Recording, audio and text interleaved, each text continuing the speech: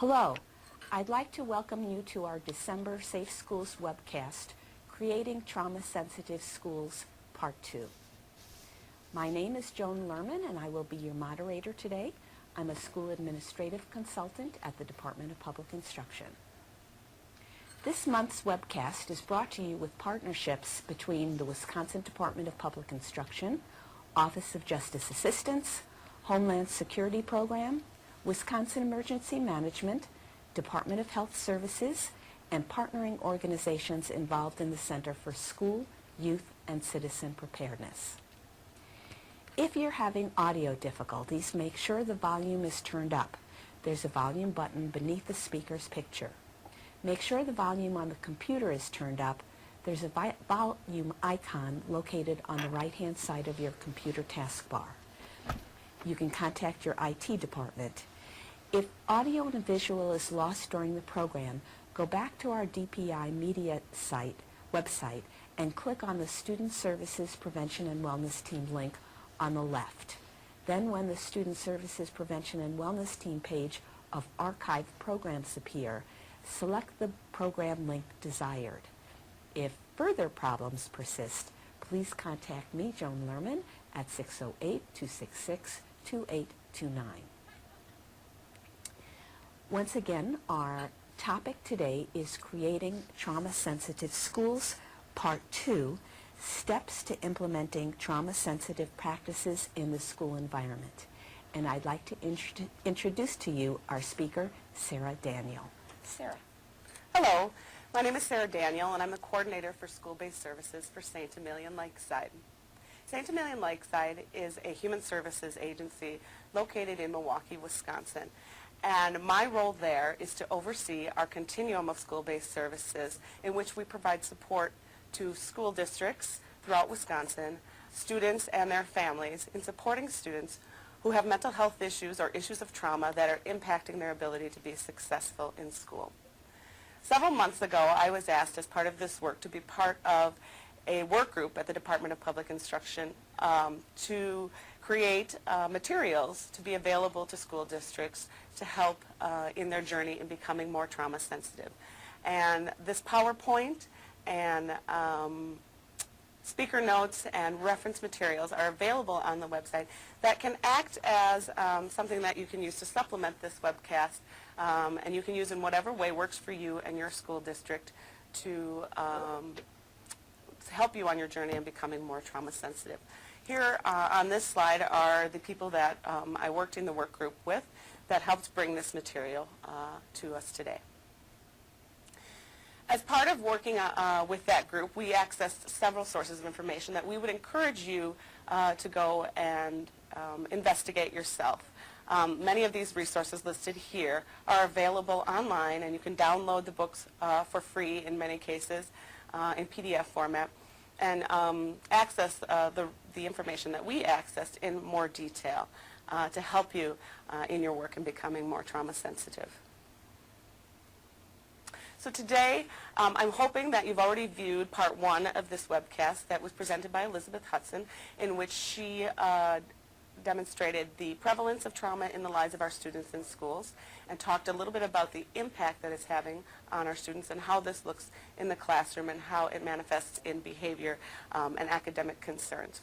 I'm going to talk a little bit today about the steps to creating a trauma-sensitive school, a little bit about self-care for educators and how we can care for ourselves to continue doing this work, and hopefully inspire you to take some next steps in working towards becoming trauma-sensitive. So we want to start with a common definition of trauma-sensitive schools in mind. And the way that we define trauma-sensitive schools is a school that acknowledges that there's a high prevalence of traumatic occurrences in the lives of our students, and that we can create a flexible framework and provide universal support for students who have experienced trauma. But these kinds of schools are also sensitive to the unique needs of these students and mindful of avoiding any kind of re-traumatization. The steps that I'm going to overview today are engaging leadership, performing an assessment of our school, where we're at right now, reviewing literature, providing training to our staff, and implementing classroom strategies. step one is engaging leadership. We feel like engaging leadership is really an important first step because school administrators and building leaders are the drivers of any kind of monumental change in a school. So we need administrators on board to help direct and commit school districts to this initiative. We feel like it should be part of a school strategic planning process, but also should implement all of the initiative and be weaved into the initiatives that are already existing in school. So we need to make it a priority for school improvement. Leadership can also allocate the necessary resources for these kinds of initiatives, so we need to have them on board. And one of the ways to engage leadership in this initiative is to share some of the information and the resources we've given you, or in the information that Elizabeth shared in part one of this PowerPoint. I think it's really important to think about the high prevalence that trauma has on our children in schools, and also tying it into thinking about not only its impacts on their lives, but its impact on their ability to be educated and engage in the learning process. And if we can see trauma from this perspective, to think about how it impacts our ability to do our job, which is to educate children, it really becomes important. I think that schools really have a lot of initiatives going, and schools are really moving in a great direction in many cases with positive initiatives such as RTI, Response to Intervention, and PBIS, Positive Behavioral Interventions and Supports. And it's not our intention to start a whole new direction or a whole new initiative for schools. We just really feel like the things that we're talking about in trauma sensitivity fit really nicely into these kinds of frameworks. And here we have applied trauma-sensitive practice to the RTI model and giving you some examples of things that schools are doing in different places and interventions that are already taking place in many schools that fit with trauma-sensitive practice.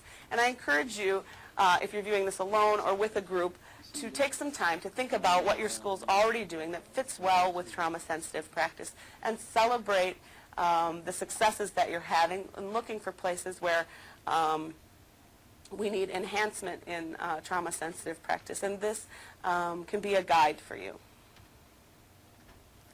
So step two, looking at assessment.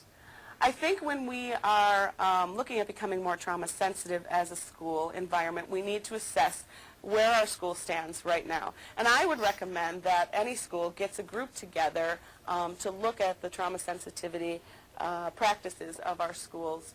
That's a multidisciplinary group that includes leadership, and we create some goals for this group. And some of those goals could be, how do we recognize trauma in this school? Do we know the signs of trauma, abuse, neglect? Do we know what to do when we see those signs? Do we know how to reach out to families? Do we know how to maintain the dignity of families? And how do we have a common vision about how we engage children impacted by trauma in the learning process? We need to assess our school culture as well, our beliefs and attitudes that are rooted in the history of our school. So we have to think about where we're at as a school culture. How does this carry into our policies and procedures, our traditions in our school, but also our school climate? What's the feel of our school? I know that I go into a lot of schools in my work, and you can kind of feel the tone or the climate of a school pretty quickly when working in a school. So how do people treat each other? Do we focus on strengths in our school? And is there a positive feel in our school? And so just looking at your school culture and your school climate and sort of assessing where we're at in that capacity. You know, I think that one of the things that schools can do in this work group that I'm talking about is perhaps take some time to write down a couple of words that you think describe your school. Getting into, you know, small groups and making assessments about our strengths and our needs. Where do we have current programs and strategies that are working well, and where do we have gaps in service? And another exercise that I like to do with schools is looking at policy and procedure. I think policy and procedure often reflects our school culture and our school climate, and so I like to pull policies and just look at them through the information that Elizabeth shared in part one of this, thinking about a child who's experienced trauma and then experiencing the policy or procedure from the perspective of that child. So I think some of the obvious ones that we think about when we think about policy and procedure are perhaps discipline policies. How does a child that has experienced a chaotic home life or a traumatic history experience discipline in our school? But perhaps other ones, policies and procedures that are not as obvious. How do we handle sending notes home and getting signatures from home, field trips, things like that? How does that, what's the experience like of a child who may be going home to a home that's got domestic violence, substance abuse, abuse and neglect, perhaps a caregiver who has mental health issues themselves, and not suggesting that perhaps we do away with all of these policies, but thinking about it from that perspective and thinking about how can we adjust these procedures so that they're sensitive to the needs of all children. And again, looking at the resources of our school, assessing where we're at and where we need more resources, not only within our school, but how we reach out to the community to get resources to come in. Do we have an open door policy with our county providers, our mental health providers in the community, and do we have back and forth between them so that we can treat children as not siloed as, the responsibility of school or the responsibility of community, that they're all our responsibility and that we together can pool resources to meet the needs of these kids. Reviewing literature and exploring model implementation is step 3. And so again, I encourage you to look at these resources, to also go to the DPI website for a longer list of books and websites and other resources that will help you to become informed about trauma and its impacts. And all the resources that we are suggesting look at this issue from a school perspective. So really look at the impact on school performance and how this impacts our children in the school setting. I would also encourage you, there's many other schools that are doing this work already, so if you can consult with other schools that are working on becoming trauma sensitive, sharing resources and ideas with them about what's working for them, that's also a great thing. And then once we have this information about trauma and its impact and ways to be effective with children who have been exposed to traumatic events, it's our duty to provide that information to our staff, to all staff throughout the building so that they can understand these children's experience. So I would encourage sharing today's webcast, the webcast part 1 and part 2 with staff, and also looking to how do we develop relationships with children. So many of the interventions, the classroom strategies that I'm going to talk about in a few minutes, are the foundation of them is relationship. And so if some of our school staff don't have good relationship building skills, how do we look at enhancing those skills? I'm going to talk about classroom strategies briefly. And again, these strategies that I'm going to talk about are meant to be an overview for you to start you down your journey of becoming more trauma sensitive and identifying the practices that you already have in place that are helpful for children who have been traumatized. But again, they're going to be in the areas of safety, empowerment, collaboration, choice, and trust. And then again, further training that we can have to understand the dynamics of interpersonal, community, and historical violence. I think so many times when I work with schools, myself included, and staff that I work with become frustrated because if only a family could react differently to a child, then send their child to school ready to learn. This child would have so much potential and so much ability to do well in school if only the home situation would change.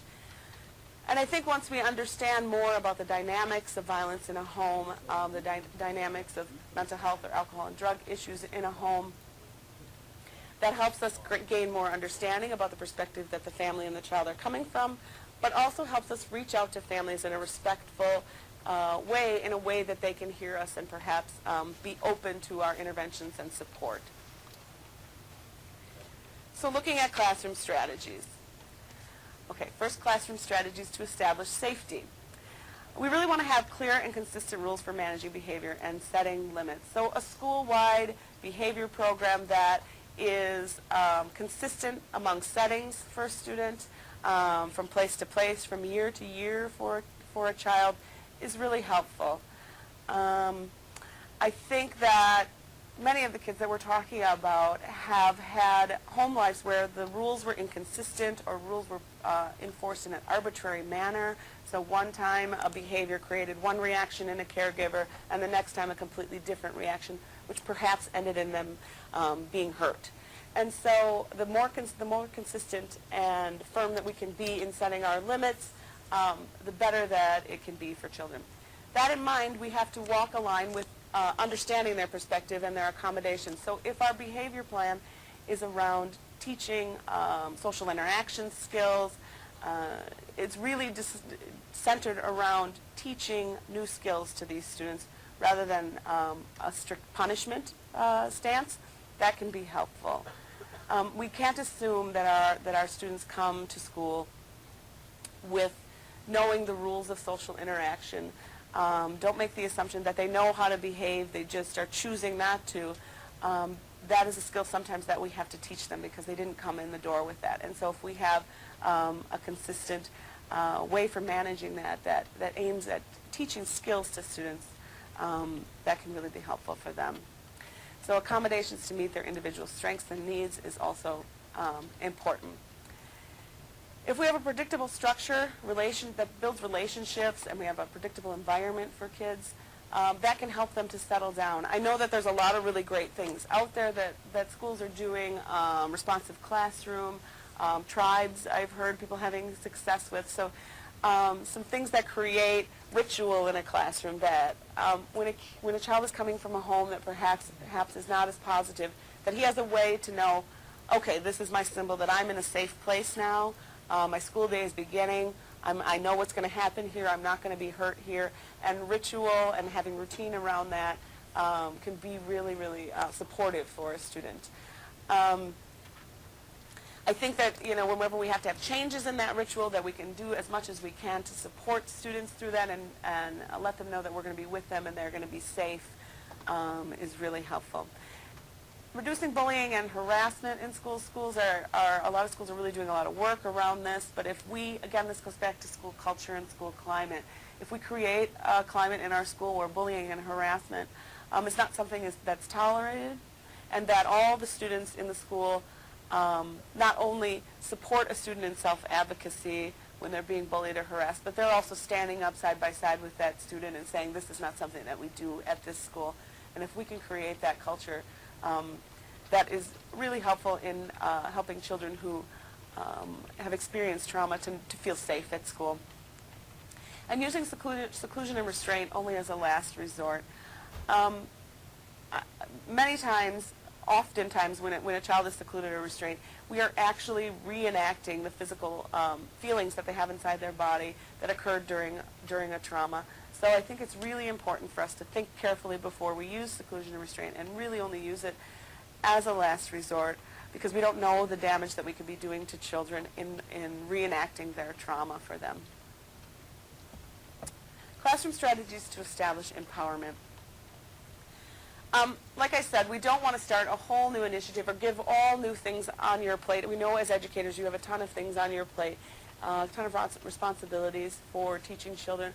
But I think that there is some really nice ways that we can embed mental health and trauma coping skills right into the curriculum. And I think if you sat for a moment and thought about it or worked with a group, you can think about different ways that teaching coping skills fits really nicely into some of the curriculum areas that we're already addressing in schools. So if we think about physical education, for example, that's a pretty easy one. If we can talk about how physical exercises is helpful in dealing with sadness, frustration, or when we're feeling overwhelmed, that if you run or exercise that you're going to feel better. And if we could just make those connections for kids. If we talk about expression of feelings through art and music, if we can talk about language arts and about journaling and writing poetry and putting ourselves in the perspective of someone in a story, how that helps us with our coping skills. and things that you might not even think about. For example, science and math. I've had a lot of kids that I've worked with that have been exposed to trauma that really love science and math because there's a predictable set of rules, there's a scientific method to it, they know when they got the right answer, so there's some predictability and safety and in those subjects that we could really connect those for kids as coping skills.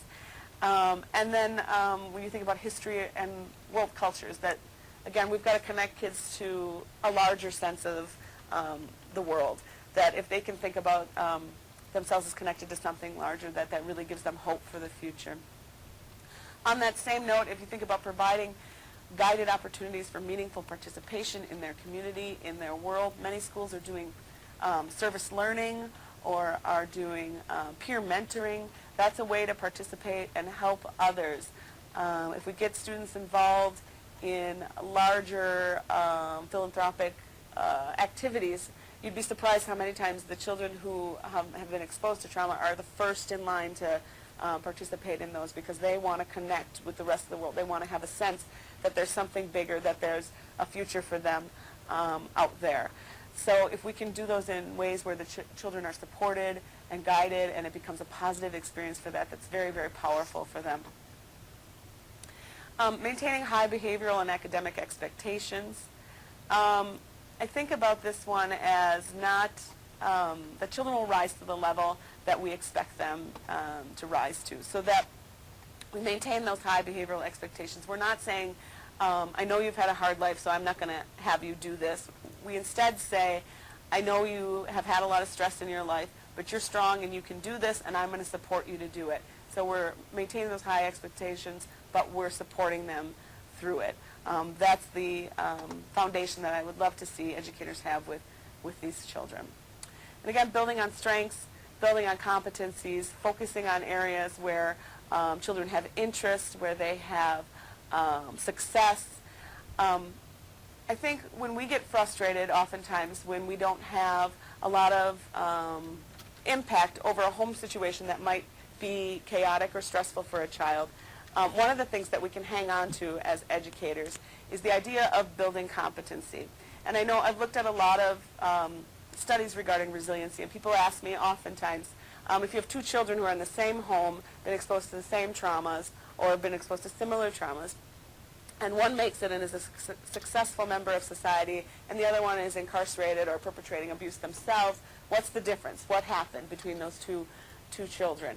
And the three things that come out, there's many, many factors that that you can find out about, but the three things that keep popping up for me is often a positive relationship with a mentoring adult, feeling of competency over multiple domains, so they feel like they're good at something. There's something that they can move on to and that they're going to be able to be successful in their lives.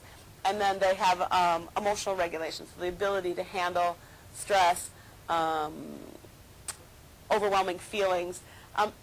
And I think about how powerful we are as educators, that we have the ability to give children those three things. We can be that mentoring adult, we can build competency in children, and we can teach them skills to manage their emotions. And so when we're feeling frustrated that we can't change a situation that a child is coming from, perhaps we can feel comforted in the fact that we can give them the resiliency factors that they need in order to be successful in life. Classroom strategies that establish collaboration. So again, you can read this list. I think we need to establish a school culture that is collaborative, that we are collaborating together as school staff, that we have open doors between each other's classrooms, that we're learning from each other, that we're doing building consultation teams, that we are consulting with each other and having a philosophy in which we share resources, ideas, and collaborate. But collaborating with students as well. I don't know how many students that I have worked with in the past that they had the answer to what would make things better for them, but we forgot to ask them. So collaborating with students in a variety of ways. I really like the book Lost at School by Ross Greene, which has actually a step-by-step way of collaborating with students. It's called collaborative problem solving, in which teachers and students can bring an issue to the table.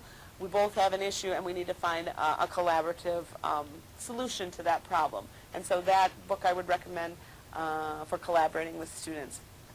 Again, I've already talked about collaborating with families, providing them education and training and support, and reaching out to them in a way that's respectful and that they can hear, and collaborating with our communities as well, so that we can have resources for our students, wrap services around our students, and partner with our community partners.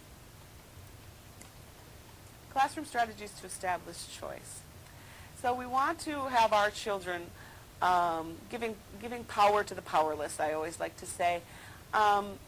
We need our kids who, especially kids who experience trauma, they might be really challenging in the classroom because they're struggling with the teacher time and time again to try to gain power. And it feels like he just wants to get what he wants in this classroom.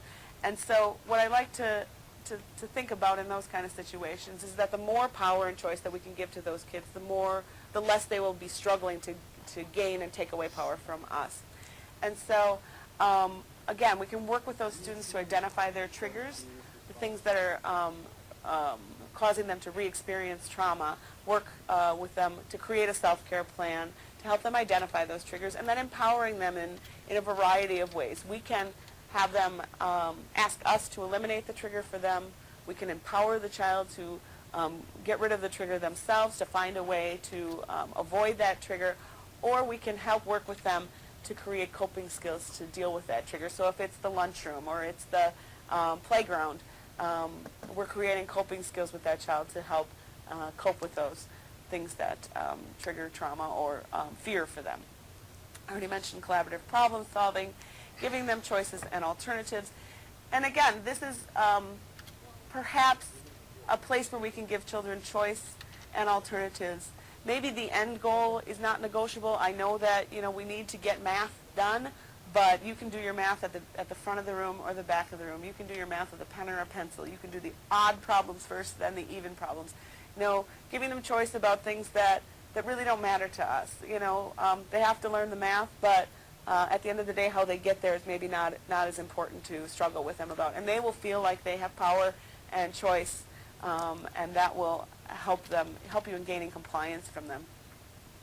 But also giving them places for children who become overwhelmed to go, to feel better. So comfort rooms, giving them sensory interventions, consulting with our OTs in our schools, even for kids who don't have OTs on their IEP, getting ideas about sensory interventions that can be very effective for children who have experienced trauma. Elizabeth in part 1 talked about children who experience trauma being kind of functioning in that lower brain area. They're sort of in that fight or flight mode. So our cognitive interventions, when we're telling them to make a good choice or trying to talk to their thinking brain, we're not going to do any good. We need to talk to their lower brain. We need to come up with interventions such as running or walking or rocking in a chair, bouncing a basketball, things that will help them, that will speak to that lower part of the brain and help them regulate those emotions, giving them sensory interventions as well, and giving them a place to safely and acceptably express their feelings. I know that many times I see in behavior plans for kids the goal to be Johnny will accept directions without argument. But oftentimes I'm advocating for a safe and acceptable way for Johnny to express his frustration about the direction. For example, doesn't mean he doesn't need to follow the direction, but we need to give him a place to put his feelings or to protest or to express the feelings about that direction. And maybe that's a plan where that happens after school, where he can take a safe time out, many other interventions. But giving children the experience of safely and acceptably expressing their emotions, because they probably haven't had that at home often. Expressing their emotions overtly has been discouraged and has often resulted in negative consequences for them. I think that I really like teachers who do a lot of kind of talking out loud with students around this. Oh, it looks like Johnny and Timmy are both wanting that chair. How can we solve that problem? Or you seem frustrated. Let's take a deep breath and think about something positive that perhaps you've predetermined earlier. I think children that have experienced trauma are often disconnected from their bodies. They have an action and a thought and a feeling, and they don't always connect those together. And so the more that we can do to sort of connect those for children, the more they will develop those skills and not see their action, their running out of the room, for example, as totally unrelated to a trigger or a feeling that they had. And so if we can connect the dots for kids and help them develop those skills, that's a powerful life skill for them. Classroom strategies to establish trust. So we need to work on relationships with our students. We need to have unconditional positive regard for our students. As I said, oftentimes these will be the students that are fighting for control with us, and so it's really hard to have a positive relationship with them. But we have to work as hard as we can to have that unconditional positive regard and use discipline in a way, again, that's productive and in a way that's teaching for students. And not using threats or yelling or coercion or anything negative that might resemble the trauma that they've experienced, not tricking a student or, again, making them feel like they're in a situation where something bad has happened to them in the past. Again, checking our assumptions, observing and questioning. I think that the FBA process is really powerful in this, so we're watching a student's behavior and noticing what's going on around before and after that happens, and then checking that out with the students. I noticed when we turned the lights out for the movie, you threw all your things on the floor. Could that have been because you weren't feeling safe? So checking that out, and sometimes students will tell you what they're feeling. And again, being a relationship coach, helping to teach our students to interact with each other, giving them the skills that they need to relate to each other socially, demonstrating those, giving kids scripts whenever we can, practicing them before they go into these situations. And again, not assuming that they have those skills and just aren't choosing to use them. They may be coming into your school without those skills in their arsenal already. Now I want to talk about, that was the steps. We're through the steps now, and those are just meant to be an overview for you to spark you down your path of looking at other classroom interventions and strategies that will help you to work with kids who have been traumatized. But I want to move on to self-care for a bit, and thinking about how hard it is to work with children in the classroom, and particularly children who have been exposed to trauma, and thinking about our own self-care as educators as an ethical obligation for working with kids.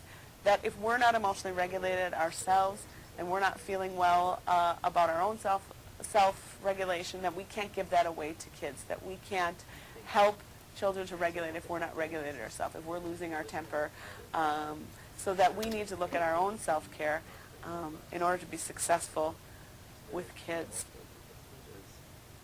And so thinking about the progression of burnout. So obviously when we're working with kids who've experienced trauma, we need to feel compassion for them. We need to have some sense of empathy as well for their experience. So we start to feel a little bit about putting ourselves in their shoes.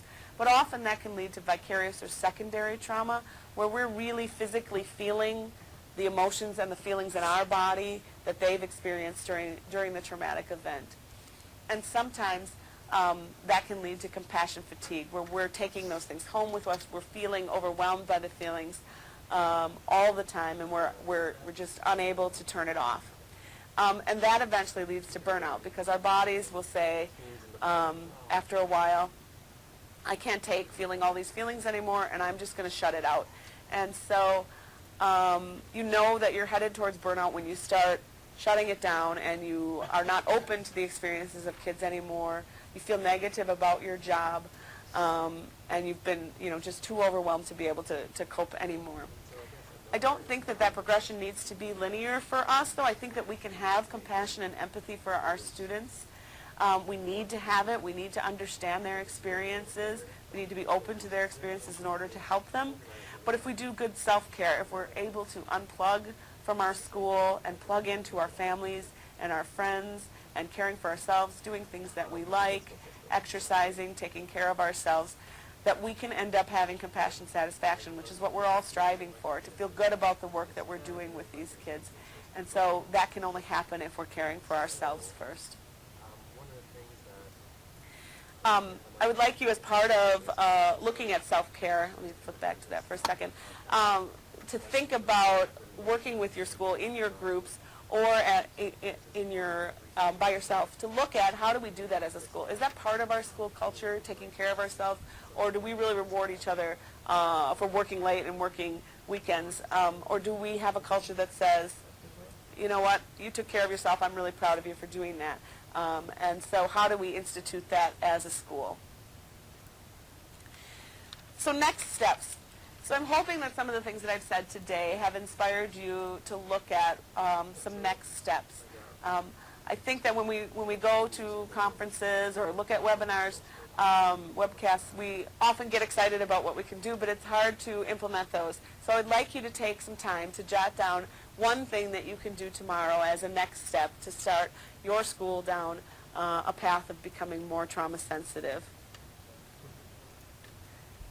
For more information, you can contact, you can look at the toolkit that I referenced several times that's on the DPI website.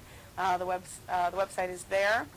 Also contact Nick Dibble, myself, or Christine Dunning, who are people who worked on the toolkit.